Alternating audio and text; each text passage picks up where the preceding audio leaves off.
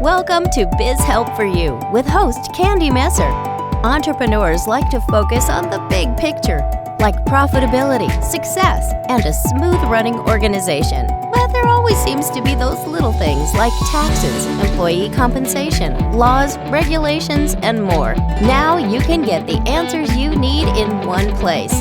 Join us today as we break it all down for you. Now, here's your host, Candy Messer.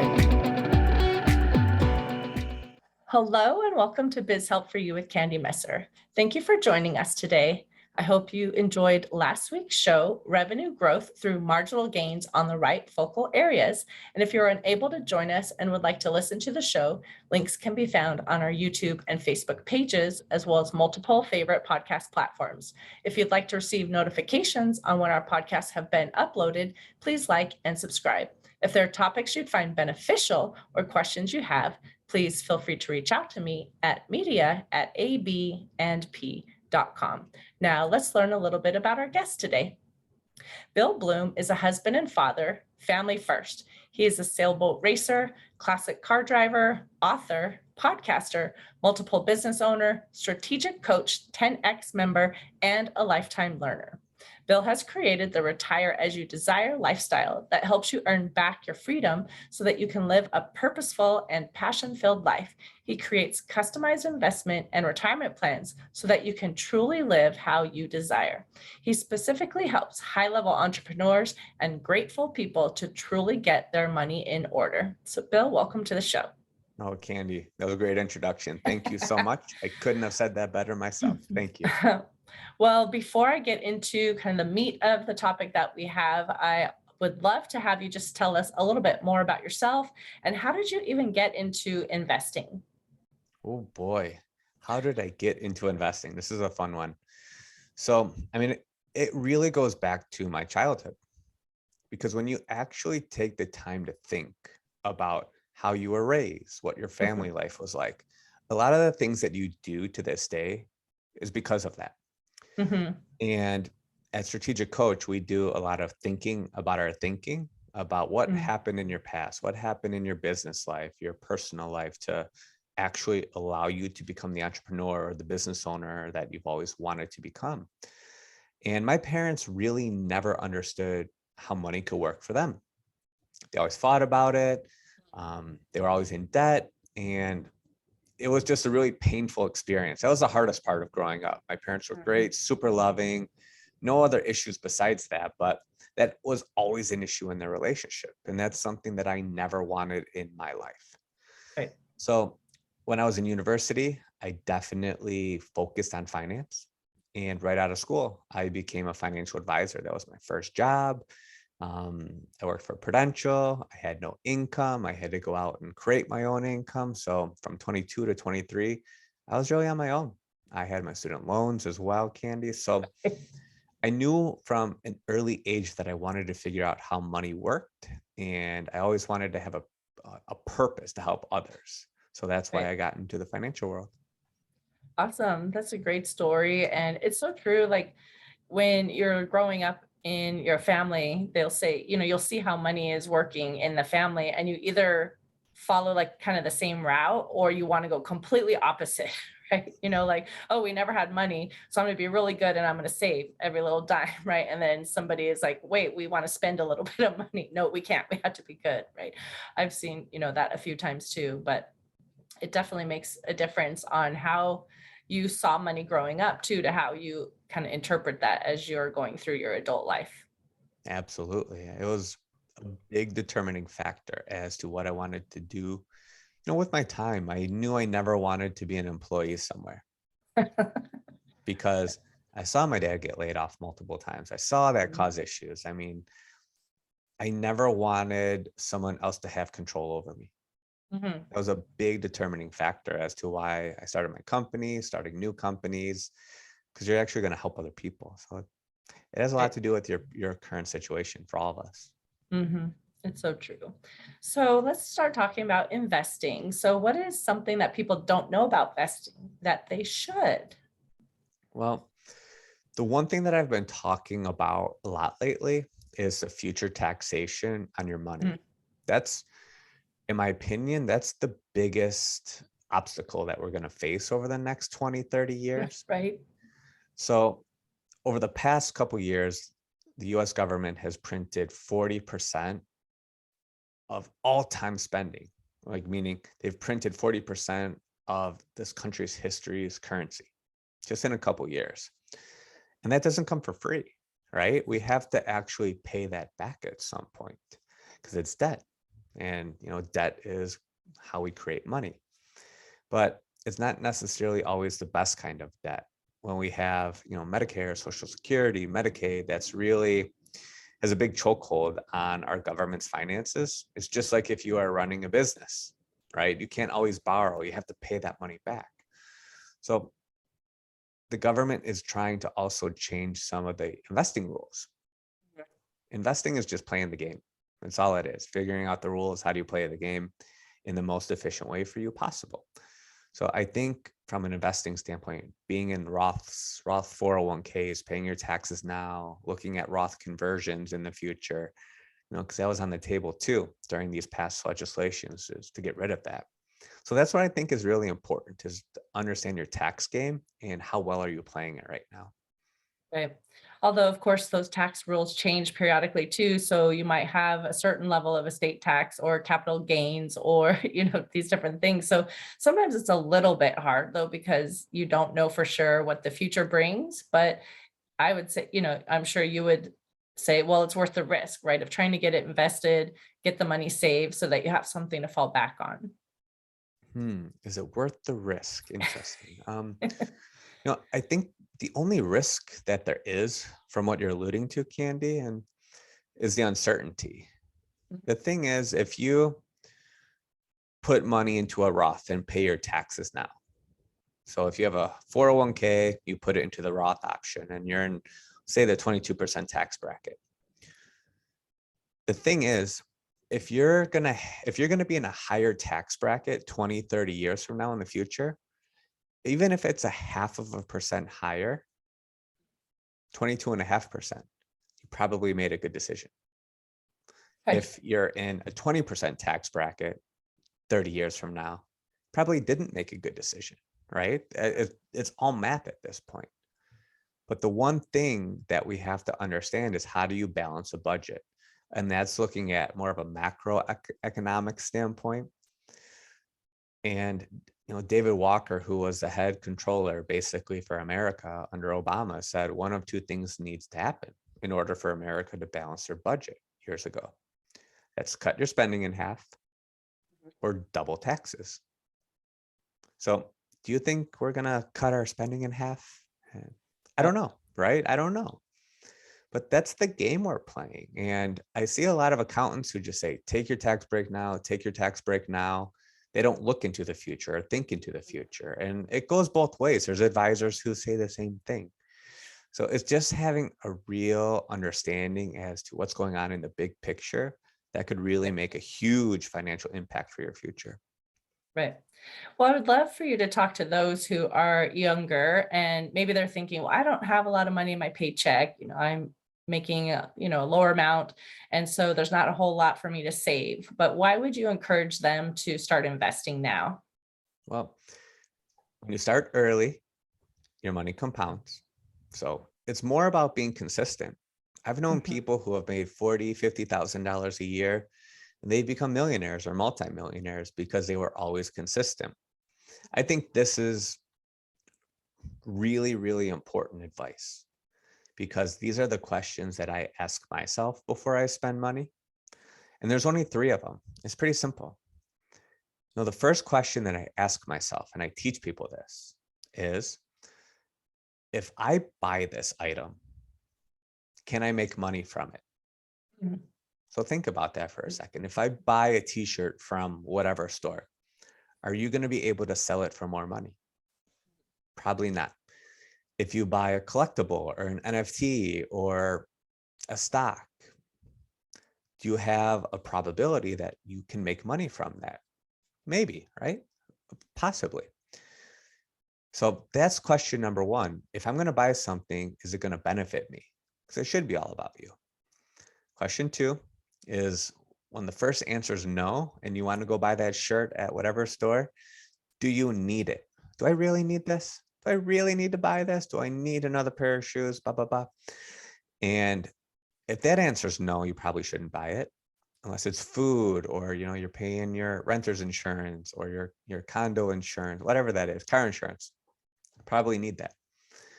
And then the third question, this is the fun one. This is where it gets your brain truly thinking, is if I don't buy that shirt and I save 20 bucks, where should that money go instead?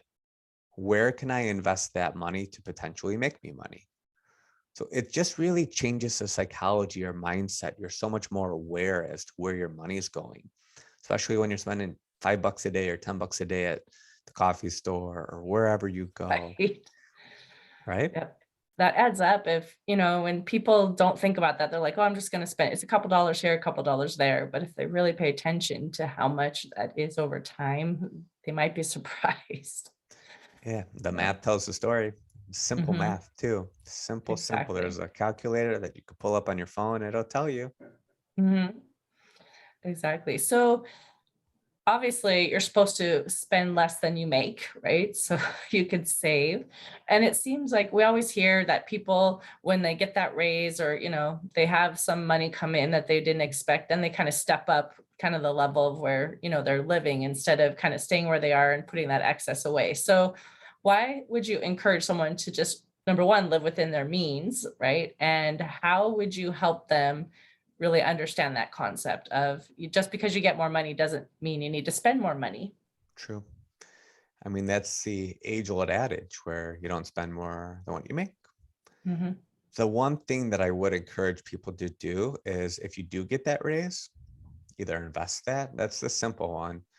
Or why don't, if you've always wanted to start your own company, use that extra money, put that away, start creating a plan, start talking to people who have done it already. Join groups like Strategic Coach or Abundance 360 or very high level organizations that you actually surround yourself with people who are successful, because a lot of things are going to happen during that journey. People who are close to you, could be your family, your friends, your relationship with them is going to change as you become more successful. That's a big part of life that people don't understand, especially family, especially friends, the closest people to you. I've seen it. It's happened to me.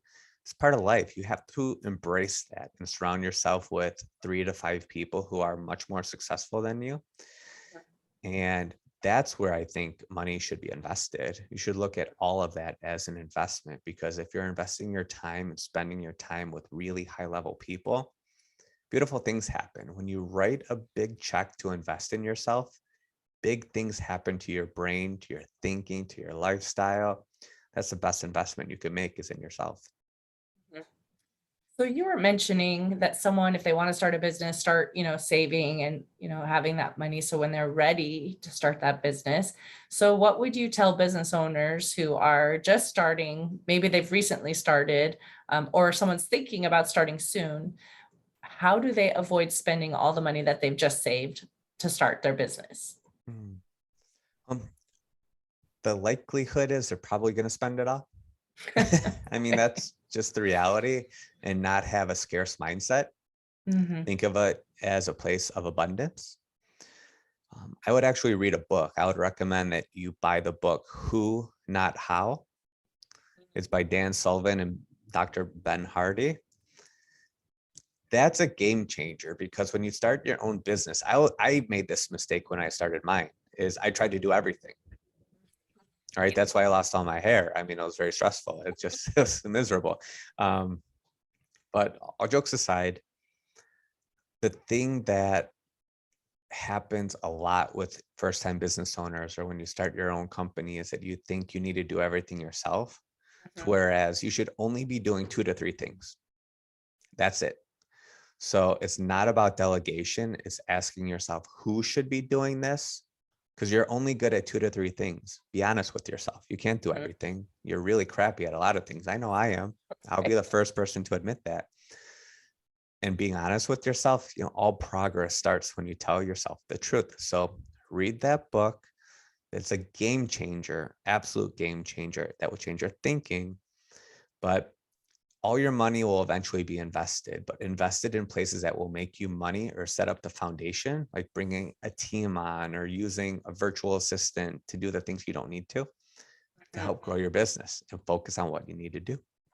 Right. But they're going to say, but I only have this much money to start my business. And so I know in the long run, I shouldn't be doing everything, but I can't afford to pay, the bookkeeper, the web designer, the marketing person. So I kind of have to. So how would you actually help them see that that's not best use of funds, maybe in the long run? Good question. I mean, that's a valid point, but I think that's more of a scarce mindset, because if you had the Mm, marketing person, you could say, okay, I'm going to collaborate with you. If you do your job well, if you're my who, meaning who should be right. doing this, I'm going to give you 5% of my sales. Like, Mm, how much is your fee for you to help me? $2,000 a month. Okay. I'll give you 5% of my sales. All of this is negotiable. mhm, It's just having an open mind to say, well, how can we collaborate? Because if they're not willing to do that, they're probably not a right fit person for you in the first mhm. place. And just finding that right person is part of the struggle. Don't get me wrong. It's hard to find Right. the right people, Mhm, but you have to act. If you don't act, you'll never get clarity. mhm. So I think it's definitely feasible, but you have to go slow and steady. You're not going to hit a home run with your first product or your first offering. You're going to learn a lot from it, but just go slow and steady. Make mistakes, make them. Right. You're going to learn from them. It's not Exactly. the old thought, don't make mistakes, make a ton of them, Mhm. figure it out. And you're going to be a much more interesting, fun, you know, advantageous person in the future. So invest in your future self. Right. So if someone is again thinking of starting a business and maybe they haven't done it yet, we just kind of talked about don't try to do it all yourself, right? Don't have Yes. that scarcity mindset. But is there something else that you would kind of coach them on when they're starting that they need to know before they actually begin? Yes, yes, yes, yes, yes. Automate as much of the things that you could do as possible. So you said bookkeeping, right? Mm-hmm. Use an automated service where it just tracks everything for you, it shows your P&L, you could track that. There's so much and so many great technology packages out there that's very, very cost effective to leverage. So leverage those services when you first start. Don't try and overcomplicate it, but think of your product and your offering as a hero standpoint. And here's what I mean by this. I've learned this through Dan Sullivan as strategic coach. That, he always asks us, who do you want to be a hero to? So when you take a step back and you think about who is it that you really want to help, make it about them, because it's never about you. It's a big mistake people make too. Your business is never about you, right? Right. You need to be very clear about that. But if you think about whomever you want to be a hero to, focus your offerings around them. I think that will set you apart from your competition in a lot of different ways. Mm-hmm. Yeah, that's so true. And you also don't have to try to mimic, who you see as competition too, because you need to be your unique person, right? And draw those people to you who are going to see the value that you bring. I think that sometimes as entrepreneurs, we kind of feel like, well, we have to be like those other people that are getting business and not really understand that then you're not unique, right? Yeah, I think when you actually speak in an authentic tone, like I am with all of you, this is exactly how I think. This is how I talk with my entrepreneurial friends. This is how the people around me speak as well. Mhm. It's like Mm, a no excuses mentality. right. We have no energy for that, because you're either going to tell yourself the truth and make progress. You're going to fail. I fail so many times. It's a blessing. I'm Mhm. so much happier in my life because of my failures. There was one Right. time in my career, I didn't get paid for 4.5 months. Mm, I had no pay coming in. There was another time in my career that I could have worked with about 200 employees from this company. And I was close with this person who I had the opportunity with. It literally fell apart, this opportunity, at the 11th hour. mm, And I never found out why. It was like devastating to me at the time. But I realized I've created so many great other things because of it. If I would have done that, I probably wouldn't have been as happy as I am today, because I Right. know that I'm just making a much grander and bigger impact Mhm. than I would have before. Right. And I think sometimes people are afraid to just step out because it's like unknown, or I'm not sure if I'm going to be successful. I'm not sure if I'm going to make money at it. And so, it's sometimes hard to really let go of like the secure for what might be insecure. But as you've said too, sometimes when you go ahead and grab the reins and, do what you really feel called to do or you're passionate about, then most of the time that's going to work out. And if it doesn't, another opportunity can present itself.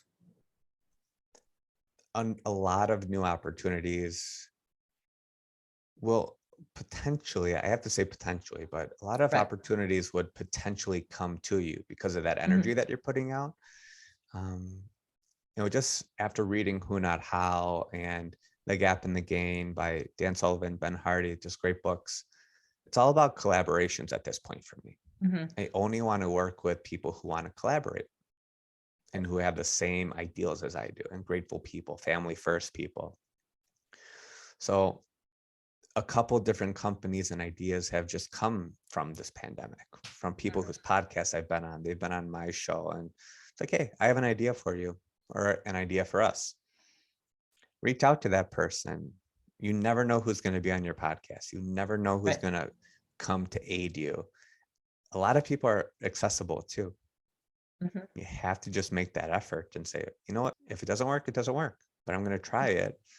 And truly, it's not about the money. That's where everybody gets caught up. I don't know if you Right. agree with me, Candy, but it's not about the money. It's Right. about your time.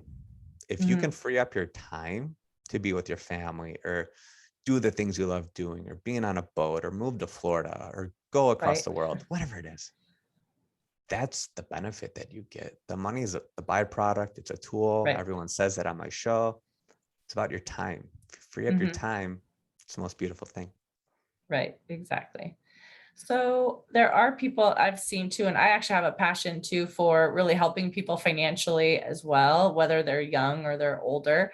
But I have seen some that are nearing retirement and they're already struggling financially too, and they feel they still have to work because they, just can't retire. So what would you say to somebody who maybe is planning for retirement or they're nearing retirement and they're concerned that they're going to struggle financially? Pay off bad debt. Pay off your bad debt. That's an easy one. Um, Mhm. the mortgage, the credit cards, the car loans, pay off bad debt, because your foundation for retirement income for most people is your Social Security. Right. And even if you haven't saved $1 million in your 401k or whatever that case may be, understanding your cash flow needs and plan that Mhm. out. I mean, that's what I think is the most important thing. When you mitigate debt, it makes life a lot easier and it gives you a lot more breathing room. Mhm. That's so important. And I mean, obviously, like you said, bad debt, mortgage, credit cards, and things, and not only eliminating the bad debt, but probably going back to that, reducing your spending on things that aren't necessary, right? So thinking through, do I really need to spend money on Yep. X, Y, Z? Correct. Ask yourself those 3 questions. You Right. should write those down. Go back to the beginning of the show, write those notes down, re-listen to that again. Right. Um, if you put those things up on your wall or your mirror, write them down, keep them in front of you, put it in your purse, put it in your wallet, think about what's going to happen. And then if you take it a Right. step further, bring a little journal out. Like, Mhm. put a little notepad in your wallet or your pocket, your purse, wherever, jacket. I mean, it's winter, it's cold here in Chicago. Um, or I wrote a book about it. It's called the Your Money Journal. It's just a journal that you bring along with you everywhere. And you actually physically write down where you spend your money. Mhm. And if you're tight on money and you don't know where your money is going, start to write down every single transaction you make. Write it down. You're going to be astounded as to how much money you spend frivolously on things you don't need. Right. And really fun things happen when you start writing things down. I don't know what it is. I don't think anyone's figured it out, but you write down your goals, you write down your ambitions, what you're grateful for, all that stuff.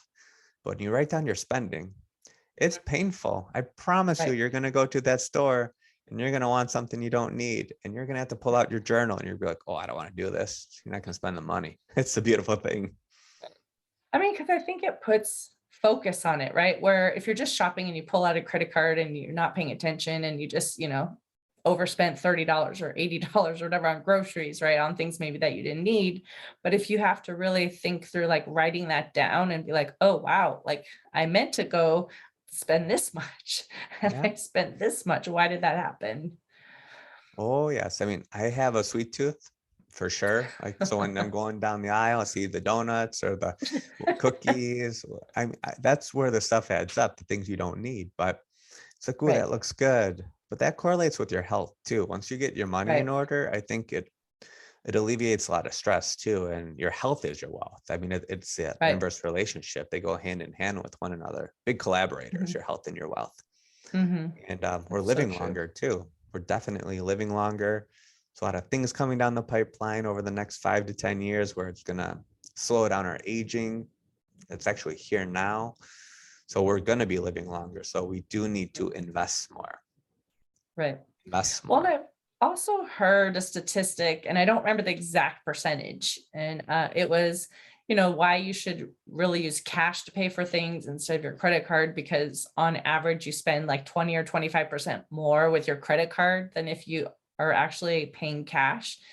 Do you know that statistic, or have you seen kind of that type of information out there?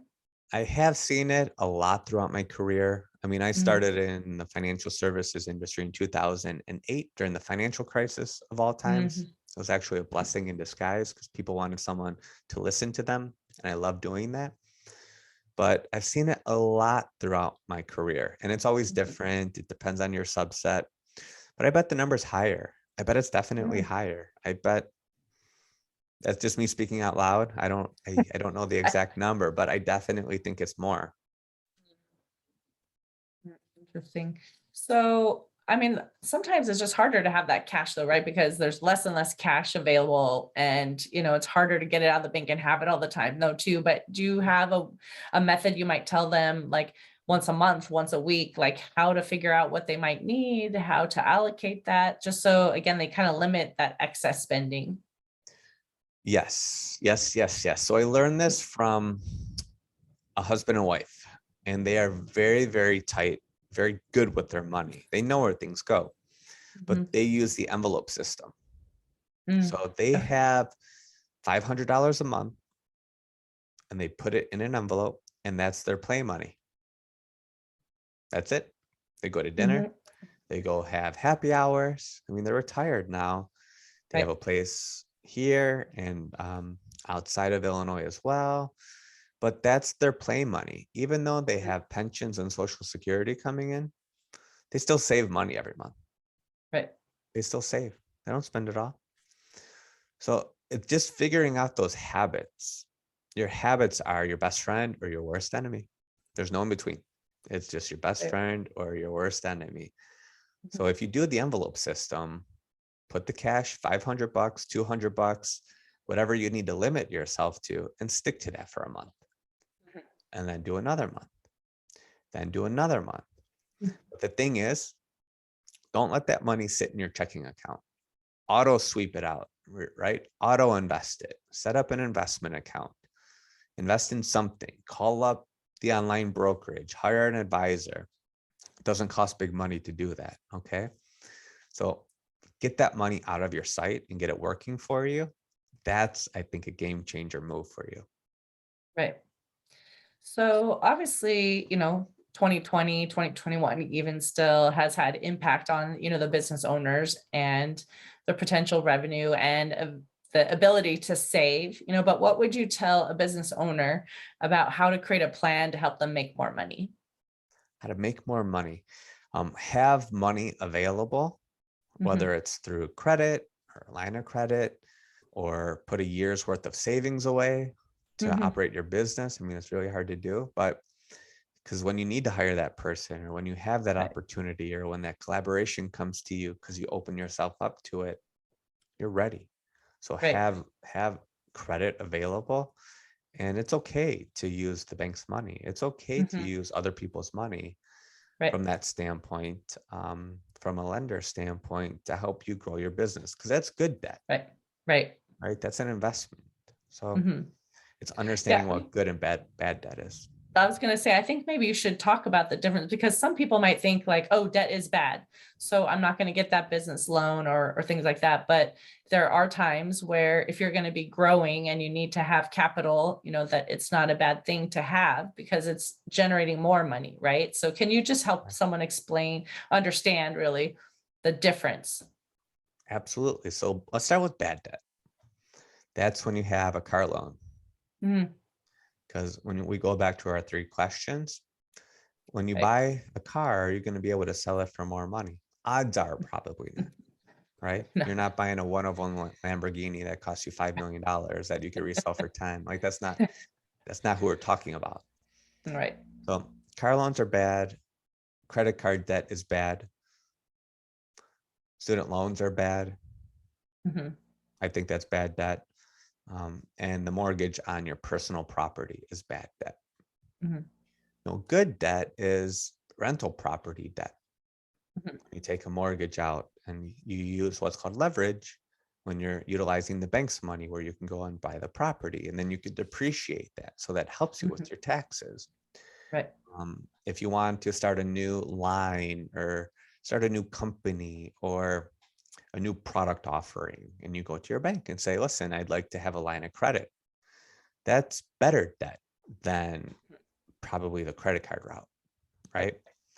So understanding what is able to be either deducted from an interest standpoint, because as a business owner, you have different tax advantages rather than an employee, a W-2 employee. Right. So working with your accountant, if they're a futurist, forward-thinking, great planner, to understand what's going to be in your best interest. I think that's where you should take that conversation and see what's deductible, what's going to help you from a tax standpoint. Right. And what is it going to do to help you generate that revenue really in the Mhm. long run? Like if you can see that it's going to help you grow your business and you need that piece of machinery or you need to hire that person, yes, you're incurring some expense, but it's because it's going to really launch you into like another level of revenue.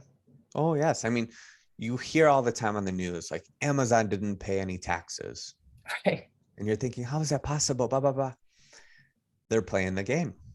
You know what they did? Is they took their millions and millions of dollars of revenue and they invested it all. Mm-hmm.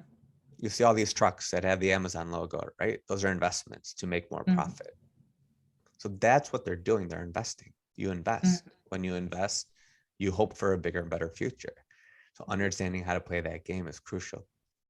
Right. So as we're coming, to the end of the time that we have today, I would love for you to share if there's any other piece of advice that listeners should kind of get from you to kind of understand what they should be doing, maybe with their money now, how to help it grow for their future. I'd love for you to share that. So I would really like people to automate everything. Mm-hmm. So that way you don't have to think about it. I'm currently building a company to help you with this, actually, to help look at your financial situation, to actually say, okay, what do my numbers look like? What should Mm-hmm. I be doing with my money? And that's part of the technology that I'm working on, that I'm building with a certain team. Like I'm not doing it, right? Who should be Right. doing it? It's not me. I could barely use my computer. But I found the right people to help me with that and use smart Right. technology and smart computers to do the thinking for us. So Right. really try to utilize and leverage apps and utilize technology that's there for you to help you make better financial decisions. Right. Well, especially if you're someone who's not as organized and you can use software or apps or things like to help you, like I said, tracking the spending that you have or something like that.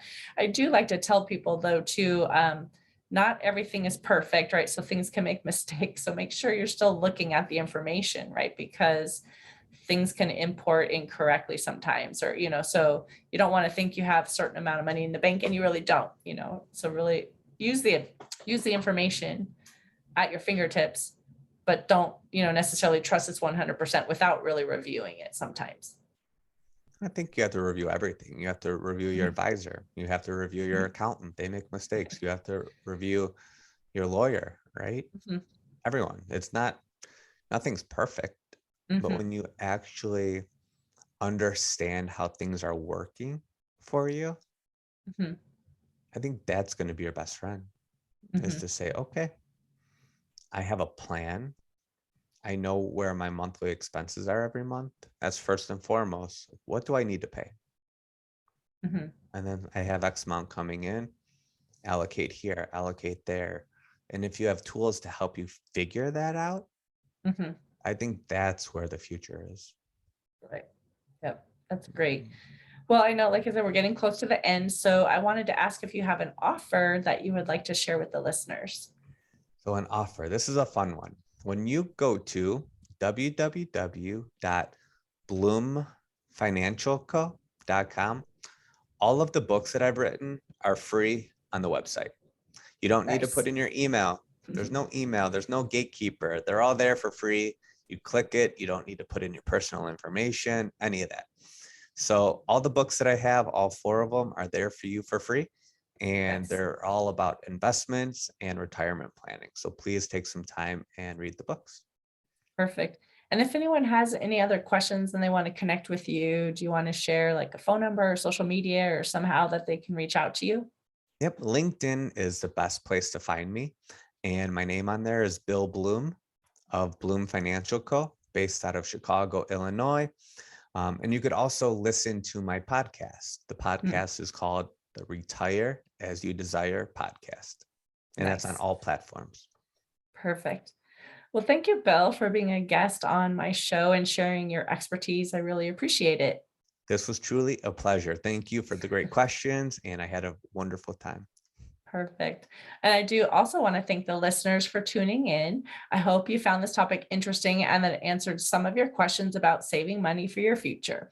If you have any additional questions or comments, be sure to reach out to Bill on that LinkedIn or find his books on his website.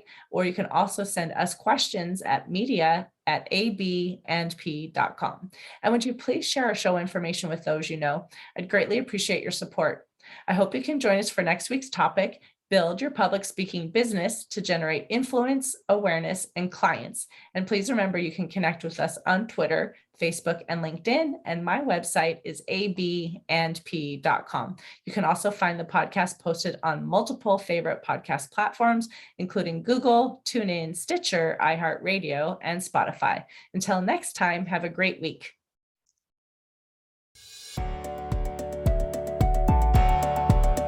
Thank you for listening to Biz Help for You. Please join your host, Candy Messer, again next Tuesday. Have a terrific week.